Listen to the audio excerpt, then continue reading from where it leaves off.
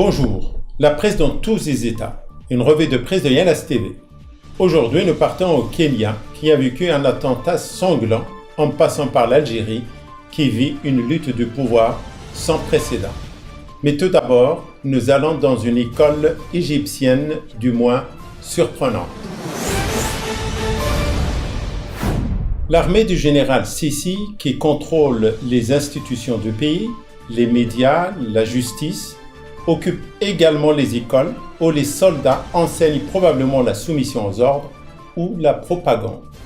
Ils tentent de stopper le mouvement de protestation qui gagne les 22 millions d'écoliers que compte le pays.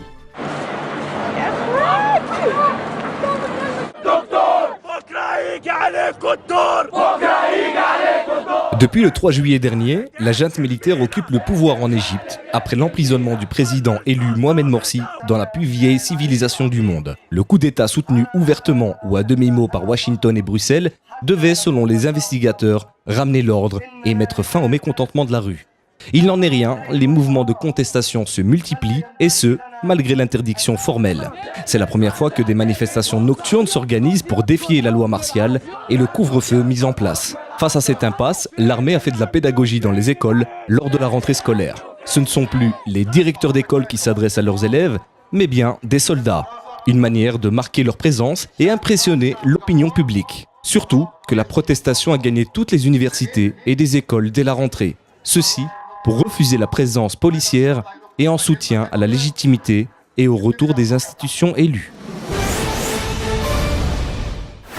Le président algérien Bouteflika, longtemps hospitalisé à Paris, vient de procéder à un profond remaniement du pouvoir en place, ce qui signifie qu'il n'est pas prêt à quitter le pouvoir l'an prochain. Deux options sont possibles: prolonger son mandat de 2 ans ou présenter sa candidature à sa propre succession pour gagner les élections présidentielles à 98% de voix, comme d'habitude. Il y a quelques mois, lors de l'hospitalisation du président algérien Bouteflika en France, personne n'aurait parié sur sa longévité au pouvoir. À son retour à Alger, et dans un climat d'affaires de corruption qui a largement éclaboussé son entourage, affaires qui ont amené des juges italiens, canadiens et américains à ouvrir des enquêtes, puisque des sociétés issues de ces pays impliquées dans des marchés avec la société Sonatrach, Bouteflika réagit pour protéger les siens de toute poursuite judiciaire pendant son règne, mais surtout après. Il a remplacé des ministres et d'autres hauts fonctionnaires de l'État qui ne sont pas acquis à sa cause et tente de contourner la Constitution, ce qui ne serait pas un vrai obstacle pour se maintenir au pouvoir pendant 2 ans supplémentaires. Si cette option n'est pas retenue, il se présenterait aux élections de 2014 qu'il gagnera haut la main puisque les élections sont toujours truquées dans ces pays totalitaires. La prise d'otage au Kenya par un groupe constitué d'Anglais, d'Américains, de Somaliens et d'autres nationalités soulève des questions sur les crimes commis par des groupes et individus armés. Quelles sont les vraies motivations de la montée du terrorisme qui gagne des pays sans distinction? L'exclusion, l'injustice, l'occupation, la violence engendre la violence.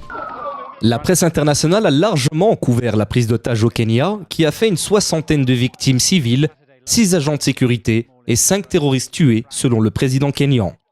La Britannique Samantha Lloyd-Waite, alias la Veuve Blanche, serait l'investigatrice de cette attaque terroriste. Cette affaire révèle que le terrorisme ne se limite plus à des musulmans extrémistes issus souvent du Moyen-Orient ou du Maghreb, mais touche également des Occidentaux de souche.